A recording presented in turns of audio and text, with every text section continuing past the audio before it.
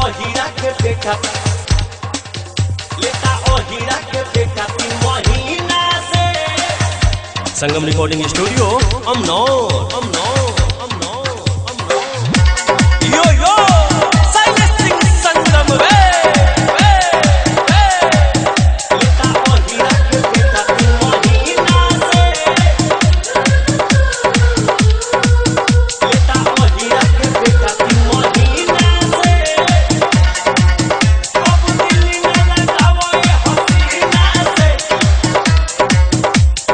कैसे पुरान का के छोड़ दी, नगद उधार पाती जोड़ ली, नगद उधार पाती जोड़ ली, नगद उधार पाती जोड़ ली। कैसे पुरान का के छोड़ दी, नगद उधार पाती जोड़ ली। डाली बोली न कतनो गलैबा कोई महीना। हर साल की भांति इस साल भी हमारी ऑर्केस्ट्रा पार्टी आप सभी संगीत प्रेमियों का हार्दिक अभिनंदन करती है और करती ही रहेगी। अब दिल न लगाओ ये हसीना से। लेता ओ हीरा के बेटा 3 महीना से। दिल न लगाओ ये हसीना से। लेता ओ हीरा के बेटा 3 महीना से। लेता ओ हीरा के बेटा 3 महीना से। लेता ओ हीरा के बेटा 3 महीना से।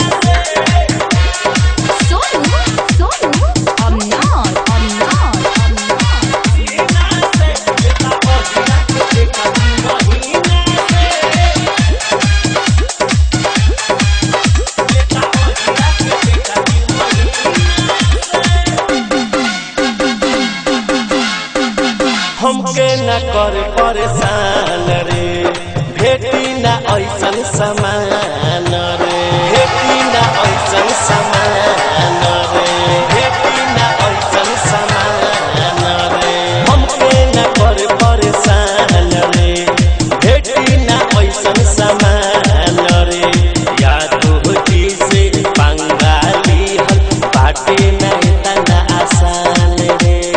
बात के हमर मान लो राजा, ऐसे न जबरन धर पाजा। अब कौनो उम्मीद न रखी हई करीना।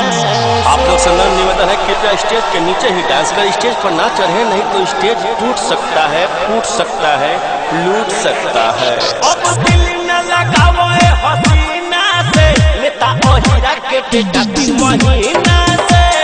दिल न लगाओ ये हसीना से। लेता ओ हीरा के बेटा 3 महीना से। लेता ओ हीरा के बेटा 3 महीना से। लेता ओ हीरा के बेटा 3 महीना से।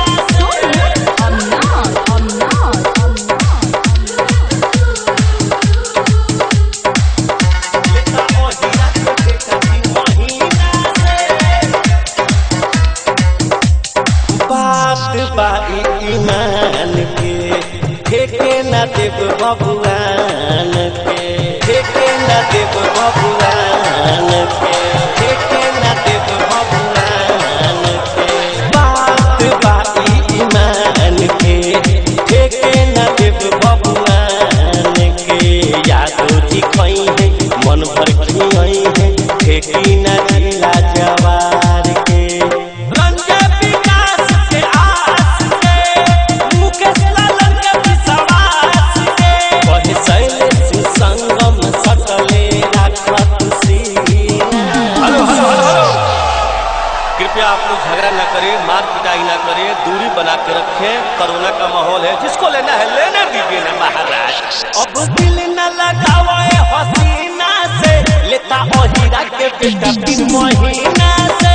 दिल न लगाओ ये हसीना से।